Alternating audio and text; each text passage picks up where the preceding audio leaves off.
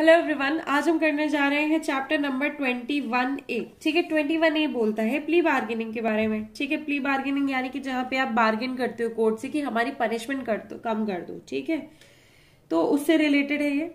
और plea bargaining में क्या होता है, सेंटेंसेस जनरली कम होते हैं, सेंटेंसेस का टाइम पीरियड कम होता है। ठीक है, और plea bargaining section number 265A से लेकर के 26, देखो ए बी सी डी ये सब मैंने मेंशन किया। 265A से लेकर के 265L तक आती है, यानी कि काफी लंबा है इसमें, A B C D F G H I J K L. ठीक है, तो आप कैसे याद रखोगे, ए तो पता ही है, स्टार्ट तो सबको पता ही होता है। ठीक है, प्ली बार्गेनिंग, अब इसका एल याद रखना, प्ली फॉर ली, एल। ठीक है, एल, तो एल तक आता है इसको, इसके प्रोविजंस ऐसे याद रख सकते हो आप।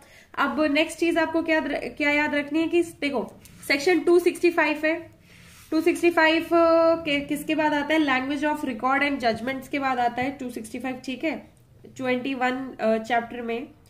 तो उसके बाद देखो language of record and judgment. अब देखो जिस लैंग्वेज में रिकॉर्ड और जजमेंट किया गया है उसी लैंग्वेज में आप प्ली बार्गेन कर लो, है ना। रिकॉर्ड आ गया, जजमेंट हो गया, अब इसके बाद क्या कर लो आप, प्ली बार्गेन, माफी भी मांग लो। देखो जजमेंट से पहले प्ली बार्गेनिंग करनी पड़ेगी। ठीक है, तो जब प्रोसीडिंग चल रही है उसी टाइम पे आप क्या कर लो, अपनी सजा कम करवा लो। ठीक है, यानी कि सजा वजह कम करवा लो।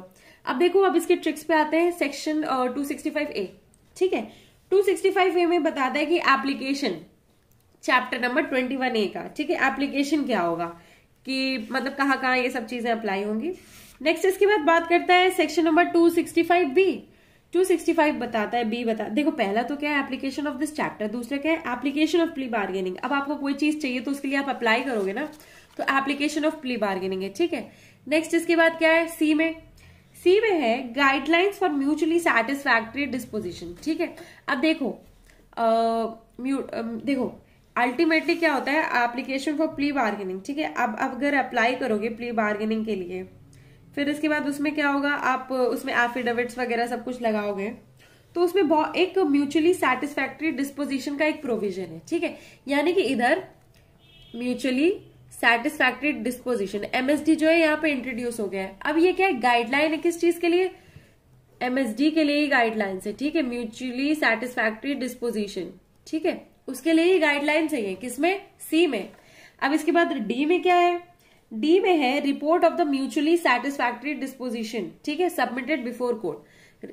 ठीक है, तो रिपोर्ट ऑफ सी, यानी कि रिपोर्ट ऑफ सी किसका, एमएसडी की रिपोर्ट जो है आपको कोर्ट पे देनी है। ठीक है, तो यानी कि 265B CD इसमें किसके बारे में बात हो रही है, म्यूचुअली सैटिस्फैक्टरी डिस्पोजिशन के बारे में, जो कि बहुत जरूरी है इसमें।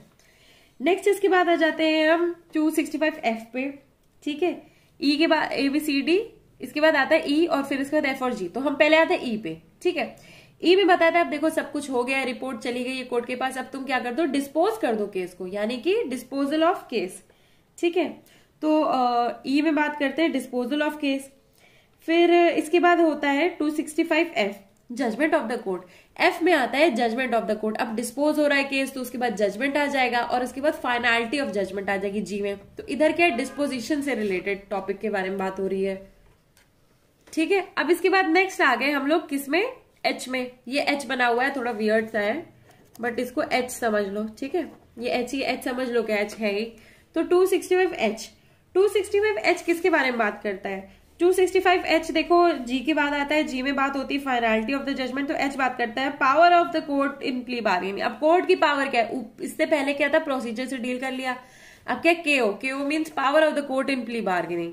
नेक्स्ट इसके बाद क्या था, आई किस बारे में बात करता है, period of detention undergone by accused to be set off against the sentence of imprisonment. अब देखो इम्प्रिजनमेंट की सेंटेंस कम हो गई है और वो ऑलरेडी डिटेंशन में था ही, तो उसका पीरियड जो है वो सेट ऑफ हो जाएगा। ठीक है, मतलब यानी कि तुम इधर का उधर सेट कर दो। अब इसके बाद आते हैं आई के बाद जे में है सेविंग्स, और के में है statement of accused not to be used. अब इधर स्टेटमेंट जो भी अक्यूज कर रहा है वो यूज नहीं की जाएगी, यूज कैसे, उसके अगेंस्ट यूज, या फिर कैसे भी यूज नहीं की जाएगी। और फिर एल में है non application of the chapter. ठीक है, के एल जो है ओके के इंपॉर्टेंट है, उसकी स्टेटमेंट वगैरह नहीं यूज होगी। आई इंपॉर्टेंट है। ठीक है, powers of the court in plea bargaining आप देख लेना। फिर इसके बाद ये वाला पोर्शन, इसमें ये तो एमएसडी के बारे में बात कर रहे हैं, और ये किसके बारे में बात कर रहे हैं, डिस्पोजल ऑफ द केस। अब हम आते हैं इसके बेरर के प्रोविजंस पे। तो पहला सेक्शन है सेक्शन नंबर 265A। 265 ये बात करता है एप्लीकेशन ऑफ द चैप्टर, ठीक है। एप्लीकेशन प्ली बार्गेनिंग के लिए नहीं, पर इस चैप्टर का एप्लीकेशन क्या होगा, ठीक है। तो ये चैप्टर कहाँ अप्लाई होगा, अक्यूज के केस में, अगेंस्ट होम, ठीक है। अब उस अक्यूज के अगेंस्ट कौन सी पनिशमेंट है, तो पहला क्या है, पुलिस ऑफिसर अगर कोई पनिशमेंट, पुलिस ऑफिसर अगर कोई रिपोर्ट लेकर के आता है, ठीक है। पहला तो क्या है, ऑफेंस जो है या तो पुलिस ऑफिसर के द्वारा आता है या तो मजिस्ट्रेट के पास, मजिस्ट्रेट उसका कॉग्निजेंस लेता है, ये दो चीजें होगी। अब पुलिस ऑफिसर लेके आता है तो अब देखो उसको सजा किस चीज की मिली है, डेथ की, लाइफ इम्प्रिजनमेंट की, और 7 साल की सजा नहीं मिली है, ठीक है। Other than the offences punishment of death, imprisonment for life, imprisonment for a term exceeding 7 years have been provided under the law, यानी कि उसको छोटी पनिशमेंट मिली है पुलिस ऑफिसर अगर लेके आता है। और फिर उसके बाद मजिस्ट्रेट वाला है, ठीक है, तो उसके साथ भी यही है कि टर्म मजिस्ट्रेट वाला है तो punishment of death, imprisonment, life imprisonment exceeding 7 years, ठीक है, ये सब की पनिशमेंट नहीं मिली है। एंड आफ्टर एग्जामिनिंग कंप्लेनेंट, और देखो पहली चीज तो ये हो गई, दूसरी चीज क्या हो गई,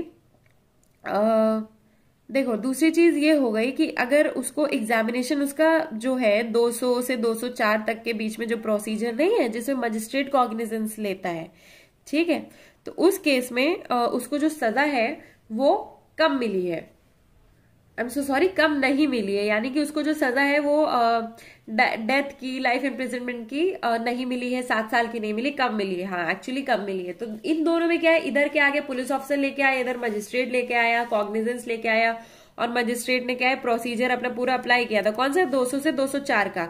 इधर क्या है 173 में आया पुलिस ऑफिसर, 173 क्या है, FIR, ठीक है, फर्स्ट इन्फॉर्मेशन रिपोर्ट के बारे में बात करता है, ठीक है। तो उसमें भी दोनों में क्या पनिशमेंट डेथ की नहीं है, लाइफ इम्प्रिजनमेंट की नहीं है, 7 साल की नहीं है, छोटी पनिशमेंट है, उसी में आपको प्ली बार्गेनिंग मिलेगा, ठीक है। नेक्स्ट चीज क्या है, एक्सेप्शन। एक्सेप्शन इसमें क्या दिया हुआ है, एक बार मैं स्क्रीन के सामने ले आऊं। एक्सेप्शन इसमें क्या दिया हुआ है, एक्सेप्शन ये कि but does not apply where such offence affecting the, अब देखो एक्सेप्शन 1 है सोशियो इकोनॉमिक कंडीशन, ठीक है। नेक्स्ट एक्सेप्शन है वुमेन के अगेंस्ट, नेक्स्ट एक्सेप्शन है थर्ड चाइल्ड के अगेंस्ट, ठीक है। कौन सा चाइल्ड, 14 साल से कम का चाइल्ड, बहुत इंपॉर्टेंट क्वेश्चन है ये, चाइल्ड तो सबको याद रहता है पर कितना बड़ा चाइल्ड, 14 साल से कम के चाइल्ड के अगेंस्ट, क्योंकि चाइल्ड की एक पर्टिकुलर एज होती है, मदर फील्स कि हाँ बच्चा उसका बच्चा ही है, चाइल्ड है, बट चाइल्ड की एक पर्टिकुलर एज है, इसमें चाइल्ड डिफाइंड है कितना, चाइल्ड जो कि 14 साल से छोटा है वो चाइल्ड, ठीक है। तो वुमेन हो गई, चाइल्ड हो गया, तो चाइल्ड में वुमेन भी आ जाती है। फिर इसके बाद क्या है, socio economic condition, socio economic condition, social condition, economic condition जैसा बोलती है वैसी कंडीशंस, ठीक है। नेक्स्ट इसके बाद है for the purpose of subsection 1 the central government क्या करेगी, central government determine the offences, central government क्या करेगी, सोशियो इकोनॉमिक कंडीशंस को डिफाइन करेगी, ठीक है। नेक्स्ट इसके बाद आ जाता है सेक्शन 265B। 265B बताता है एप्लीकेशन फॉर प्ली बार्गेनिंग, ठीक है। तो एप्लीकेशन अगर आप अप्लाई करोगे कहीं तो आप चीजें बताओगे कि मेरे साथ ये दिक्कत है, मेरे साथ वो दिक्कत है, कि आदरणीय प्रधानाचार्य महोदय, है ना। तो इसमें भी क्या करोगे, ब्रीफ डिस्क्रिप्शन दोगे किस चीज का, ऑफेंस का, ठीक है। ब्रीफ डिस्क्रिप्शन दोगे, ऑफेंस बताओगे, प्लस एफिडेविट दोगे, ठीक है, that he has voluntary preferred, क्या वॉलंटरी प्रिफर्ड किया है, plea bargaining, after understanding the nature and extent of punishment provided under the law for the offence, ठीक है। तो क्या उसने किया है, वॉलेंट्री किया है, और इसके बाद दूसरी चीज वो बताएगा कि वो प्रीवियसली उसका कन्विक्शन नहीं हुआ है, ठीक है, और उस केस में कन्विक्शन नहीं हुआ है जिस केस में उसको चार्ज किया गया, यानी कि कन्विक्शन हो सकता है पर सेम ऑफेंस के लिए कन्विक्शन नहीं हुआ है, यानी कि अगर उसने पहली बार कोई ऐसा ऑफेंस किया है तो उसको दूसरा चांस मिलेगा। ये होता है plea bargaining, section number 265B के अंडर, ठीक है। ये किस बारे में बात कर रहा है, एप्लीकेशन के बारे में ये अभी बात हो रही है, ठीक है, अभी गाइडलाइंस पे नहीं आए हम। नेक्स्ट इसके बाद क्या है, देखो अब एप्लीकेशन हो गई, फिर इसके बाद उसकी क्या होगी, डेट फॉर अपीयरेंस आ जाएगी, ठीक है, कि अब इस डेट को आ जाना, ठीक है, डेट फॉर अपीयरेंस, अब उस डेट को वो आ गया तो एग्जामिनेशन होगा, एग्जामिनेशन कहाँ होगा, इन कैमरा एग्जामिनेशन होगा, ठीक है। नेक्स्ट इसके बाद क्या है, अगर कोर्ट सेटिस्फाई हो जाता है कि वो वॉलेंटरीली था, ठीक है, उसने अक्यूज देखो कोर्ट सेटिस्फाई हो जाते हैं कि एप्लीकेशन जो है अक्यूज ने वॉलेंट्री की है, तो वो क्या करेंगे, टाइम देंगे किस चीज के लिए, पब्लिक प्रोसिक्यूटर को, ताकि वो वर्क करे म्यूचुअली सेटिस्फैक्टरी डिस्पोजिशन के लिए। म्यूचुअली सेटिस्फैक्टरी डिस्पोजिशन यानी कि दोनों पार्टीज के बीच में अगर कुछ सुलह हो जाए, जिसको हम लोग नॉर्मली कमिटल बोलते हैं, ठीक है, तो उसके लिए वो प्रोवाइड करेंगे कि टाइम प्रोवाइड करेंगे, विच में include giving the victim by the accused the compensation and other expenses during the case and thereafter fix the date for further hearing of the case। ठीक है, यानी कि उसमें वो क्या करेंगे, अरे जनरली बोलते नहीं कि पैसा वैसा देकर के निपटाओ, खत्म करो, दिस इज सिमिलर। ठीक है, ताकि वो अक्यूज जो है वो विक्टिम को कॉम्पेंसेशन दे सके, अदर एक्सपेंसेस दे सके। ठीक है, नेक्स्ट इसके बाद है कोर्ट क्या करता है, देखता है एप्लीकेशन क्या है, इनवॉलेंट्री फाइल हुई है। अगर देखो पहले तो वॉलेंट्री फाइल हुई है तो ठीक है, म्यूचुअली सैटिस्फैक्टरी डिस्पोजिशन। नेक्स्ट इसके बाद अगर इनवॉलेंट्री फाइल हुई है, ठीक है, और अगर एक्यूज जो है प्रीवियसली कन्विक्ट हुआ है, इनवॉलेंट्री पहला पॉइंट, दूसरा अगर प्रीवियसली उसका कन्विक्शन भी हुआ है। ठीक है, in a case which he had been charged with the same offence it shall proceed further in accordance with the provisions of the code from the stage such application has been filed under subsection 1। ठीक है, normally code में जो भी लिखा हुआ है उस हिसाब से उसकी प्रोसीडिंग्स चलती रहेंगी, प्ली बार्गेनिंग हटा दो। ठीक है, इसमें समझ में आ गया कि वॉलेंटरली अगर उसने फाइल किया है यानी कि वो सुलह करना चाहता है, वो कम पनिशमेंट चाहता है, तो उसको क्या कर दिया जाएगा, कॉम्पनसेशन वगैरह दे देगा। किस चीज में, म्यूचुअली सैटिस्फैक्टरी डिस्पोजिशन में। नेक्स्ट इसके बाद आता है 265C। इसमें क्या है, गाइडलाइंस बताई गई है म्यूचुअली सैटिस्फैक्टरी डिस्पोजिशन। गाइडलाइंस भी काफी बड़ी है, तो इस गाइडलाइंस में है क्या, देखो गाइडलाइंस में बस ये बताया गया कि अगर म्यूचुअली सैटिस्फैक्टरी डिस्पोजिशन है तो क्लॉज ए में सबसेक्शन 4 के 265B के कोड फॉलो करेगा। ठीक है, हाँ, क्लॉज A4 किस बारे में बात कर रहे हैं, म्यूचुअली सैटिस्फैक्टरी डिस्पोजिशन के बारे में बात कर रहे हैं। तो देखो अगर केस जो है वो पुलिस रिपोर्ट पे आया है, ठीक है, तो उसको क्या कर देगा, नोटिस कर देगा, किसको, पब्लिक प्रोसिक्यूटर को, पुलिस ऑफिसर को, हु हैज अब देखो पुलिस रिपोर्ट पे आया तो पुलिस ने इन्वेस्टिगेशन की होगी, तो पब्लिक प्रोसिक्यूटर, पुलिस ऑफिसर जिसने इन्वेस्टिगेट किया है, अक्यूज और विक्टिम, ठीक है, वो पार्टिसिपेट करेंगे मीटिंग में। किस चीज के लिए, सैटिस्फैक्टरी डिस्पोजिशन के लिए। अब देखो इसमें कौन कौन आ गया, पब्लिक प्रोसिक्यूटर 1, दूसरा क्या आ गया, पुलिस ऑफिसर 2, ठीक है, तीसरा क्या आ गया, अक्यूज 3, चौथा क्या आ गया, विक्टिम। एमसीक्यू में सबसे ज्यादा क्वेश्चन पूछा जाता है ये वाला भी इस टॉपिक से। ठीक है, अब इसका प्रोविजो है, provided that through out such process of working out a satisfactory disposition of the case, ये ड्यूटी रहेगी कोर्ट की इंश्योर करने की कि entire process is completed voluntarily by the parties in the meeting. Voluntarily होना चाहिए पूरा काम, कोई सेटिस्फैक्शन, तब satisfaction word is the synonym of voluntarily एक तरह से देखा जाए तो, है ना। दूसरा प्रोविजो है, accused if he so desires, अगर अक्यूज को लगता है कि वो डिजायर करता है तो participate in such meeting with his pleader if any engage in the case, ठीक है, वो अपने प्लीडर के साथ पार्टिसिपेट कर सकता है। नेक्स्ट है in case instituted otherwise than on police report, यानी कि मजिस्ट्रेट के पास कॉग्निजेंस आया होगा तो कोर्ट क्या करेगा, नोटिस इशू करेगा अक्यूज को, विक्टिम को पार्टिसिपेट करने के लिए किसमें, मीटिंग में। ठीक है, अगर और तरीके से आया है तो अब तुम मजिस्ट्रेट को थोड़ी बुला लोगे, मजिस्ट्रेट तो वो इन्वॉल्व ही है उसमें, तो उसमें कौन कौन पार्टिसिपेट हो जाएगा, मजिस्ट्रेट हो जाएगा, अक्यूज्ड और विक्टिम। ठीक है, अब इसमें पता चल गया। अब इसमें पार्टिसिपेशन के बारे में, provided that it shall be the duty of the court to ensure throughout such process of the working out of a satisfactory disposition of the case that it is completed voluntarily by the parties participating in the meeting. ठीक है, सभी parties जो है वो participate कर रही है, वो वॉलंटरली होनी चाहिए। दूसरे का विक्टिम ऑफ द केस और the accused as the case may be so desires he may participate in such meeting. ठीक है, फर्दर जो है with his pleader engage in the case. अब देखो जिनको जिनको अपना प्लीडर चाहिए, यानी कि जिनको जिनको अपने मम्मी डैडी चाहिए, वो उनके साथ बैठ जाए। ठीक है, इस हिसाब से समझ लो इसे। नेक्स्ट इसके बाद आता है 265D, report of the mutually satisfactory disposition. ठीक है, म्यूचुअली सैटिस्फैक्टरी डिस्पोजिशन में 265B किया हमने, 265C किया, अब 265D कर रहे हैं। अब इसमें रिपोर्ट भी तो आएगी। ठीक है, तो रिपोर्ट क्या आएगी, where in a meeting under subsection 265C, meeting हो गई सैटिस्फैक्टरी डिस्पोजिशन की और केस जो है वो वर्कआउट हो गया, तो कोर्ट क्या करेगा, पहला prepare a report of such disposition which shall be signed by the presiding of, ठीक है, पहला तो रिपोर्ट प्रिपेयर करेगी, दूसरा क्या, signed by the presiding officer of the court and all the other person who participated in the meeting, वो भी sign करेंगे।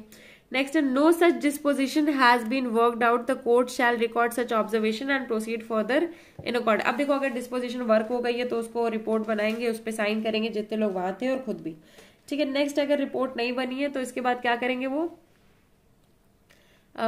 उसकी ऑब्जर्वेशन वगैरह जो है उसको नोट डाउन कर देंगे। ठीक है, तो यानी कि म्यूचुअली सैटिस्फैक्टरी डिस्पोजिशन हो भी सकता है, नहीं भी हो सकता है। इसके बाद आ जाते हैं हम लोग डिस्पोजल ऑफ द केस पे। डिस्पोजल ऑफ द केस पे आता है, इस पे है where a satisfactory disposition of the case has been worked out. अब देखो डिस्पोज हो जाएगा केस अगर सेटिस्फैक्टरी डिस्पोजिशन हो गया है, ठीक है। कौन से मैनर में होगा, अब मैनर इसमें देखते हैं। पहला क्या है, कॉम्पनसेशन अवार्ड करना, ठीक है, विक्टिम को कॉम्पनसेशन देना है। नेक्स्ट है पार्टीज को हेयर करना है on the quantum of the punishment and releasing of the accused on probation of good conduct, ठीक है। कॉम्पनसेशन अवार्ड करनी है, पार्टीज को हेयर करना है कि पनिशमेंट कितनी होगी, और चाहो तो प्रोबेशन ऑफ गुड कंडक्ट या फिर एडमोनिशन पे 360, यानी कि 360 लगेगा इसमें, सेक्शन 360, उस पर आप रिलीज कर सकते हो। 360 में क्या है, कॉम्पनसेशन भी है, दूसरी चीज क्या है, रिलीज भी है, किसमें, गुड कंडक्ट या फिर एडमोनिशन पे। इसके बाद आ जाता है नेक्स्ट आफ्टर हेयरिंग, ठीक है। पार्टीज को हेयर करने के बाद court is of the view that section 360 probation of offenders act जो है वो लगता है अट्रैक्टेड इन द केस, तो क्या कर देंगे, वो रिलीज कर देंगे प्रोबेशन और प्रोवाइड करेंगे क्या, such law as the case may be after hearing. देखो प्रोबेशन के लिए अगर वो चाहें तो प्रोबेशन पे हटा सकते हैं, उनको रिलीज कर देंगे बेनिफिट के लिए, ठीक है, पार्टी के बेनिफिट के लिए। फिर इसके बाद क्या है, आफ्टर हेयरिंग द पार्टीज को हेयर करने के बाद, पार्टीज को सुनने के बाद, पार्टीज को सुना तो जाएगा ही ना, कोर्ट क्या फाइंड करता है, कोर्ट फाइंड करता है मिनिमम पनिशमेंट, यानी कि इसमें क्या है, पनिशमेंट जो अगर म्यूचुअली सेटिस्फाई हो जा रहे हो तो कोर्ट की जेल का एक कमरा क्यों बर्बाद करना, ठीक है। तो उनको प्रोवाइड होगा under the law for the offence committed by the accused, it may sentence the accused to half of such minimum punishment, ठीक है। आधी पनिशमेंट कर देंगे, हाफ पनिशमेंट, देखो ये हाफ पनिशमेंट लिखा हुआ है इधर, ठीक है।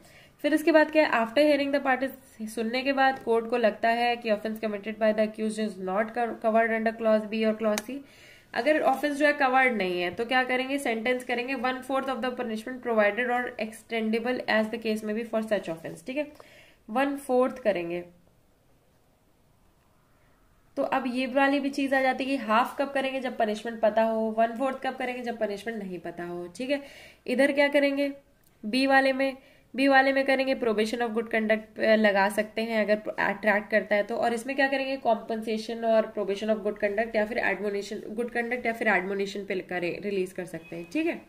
इसी के साथ हमारा ये सेक्शन खत्म होता है। अब हम आते हैं एफ पे, एफ जी किसके बारे में बात करता है, जजमेंट, और जी बात करता है फाइनलिटी ऑफ द जजमेंट, ठीक है। यानी कि अभी हमने किसके बारे में बात की, disposal of the case. Disposal of the case क्या हो गया, एक तरह से जजमेंट ही हो गया, ठीक है। अब देखो डिस्पोज हो रहा है केस, तो उसके बाद क्या आ गया, जजमेंट। तो कोर्ट क्या करेगा, डिलीवर करेगा judgment in terms of section 265E। 265E क्या है, डिस्पोजल ऑफ द केस। कहाँ पे करेगा, ओपन कोर्ट, ठीक है। एफ की सबसे इंपॉर्टेंट पॉइंट है ओपन कोर्ट, तो ओपन कोर्ट को आप याद रखिएगा एफ में, और कुछ नहीं याद करना होगा। नेक्स्ट इसके बाद आता है 265G। 265G में बात की जा रही है फाइनलिटी ऑफ द जजमेंट के बारे में, ठीक है। तो इसका मतलब क्या है कि 255G में आ गया है तो आपको अपील नहीं मिलेगी, ठीक है। जब तक स्पेशल लीव पिटीशन न डाली जाए तब तक आपको अपील नहीं मिलेगी। क्यों नहीं अपील मिलेगी, इसका मतलब समझ रहे हैं आप, अपील क्यों नहीं मिलेगी, क्योंकि ऑलरेडी आपको सुन लिया गया है, ठीक है। ऑलरेडी आपकी पनिशमेंट कम कर दी गई है, अब इससे ज्यादा क्या कम होगी, जब इतने कंसिडरेट हो गए हैं तो और ज्यादा क्या चाहिए आपको, है ना। नेक्स्ट इसके बाद है 265H। 265H बात करता है power of the court in plea bargaining, ठीक है। अब देखो कोर्ट की पावर प्ली बार्गेनिंग में क्या होती है, तो court shall have for the purpose of discharging it's functions, क्या अभी उसको अपने फंक्शंस डिस्चार्ज करने होंगे तो उनके पास पावर्स क्या वेस्टेड होगी, पावर्स वेस्टेड है किस चीज की, बेल की, ट्रायल की, and other matters relating to disposal of the case in such court under this court. यानी कि कोर्ट अपना सारा पूरी मैन पावर लगा देंगे, पूरी पावर लगा देंगे किस चीज के लिए, केस को डिस्पोज ऑफ करने के लिए। नेक्स्ट प्रोविजन आता है इसके बाद इसमें 265I में period of detention set of again sentence, ठीक है। यानी कि पीरियड ऑफ डिटेंशन अगर उसके पास अंडरगॉन हो गया, अगर प्रोविजन 4, देखो इसमें क्या provision of section 428 shall apply, ठीक है। सेक्शन 428 के प्रोविजंस अप्लाई होंगे setting of the period of detention. Period of detention अगर उसने वो कर लिया है तो उसके बाद फिर उसको रिलीज कर दिया जाएगा, वो पीरियड जो है उस पर सेट ऑफ हो जाएगा। नेक्स्ट इसके बाद आता है 265J सेविंग्स के बारे में, ठीक है। Provisions of this chapter shall have effect notwithstanding anything inconsistent, ठीक है, contained in any other provisions of the code. Next इसके बाद आता है 265K statements of accused not to be used. Accused की जो स्टेटमेंट है, ठीक है, जो भी वो स्टेटमेंट देगा वो यूज नहीं होंगी, ठीक है। द स्टेटमेंट्स और facts stated by an accused in an application for plea bargaining filed under section 265B। 265B किस बारे में बात करता है, एप्लीकेशन के बारे में बात करता है। तो एप्लीकेशन पे जो भी स्टेटमेंट होगी shall not be used for any other purpose 21A chapter के अलावा और कहीं उसकी स्टेटमेंट नहीं यूज हो सकती है, यानी कि उसको छोड़ने के अलावा और कोई आपके पास रास्ता नहीं है उसकी स्टेटमेंट यूज करने का। नेक्स्ट इसके बाद है non application of this chapter.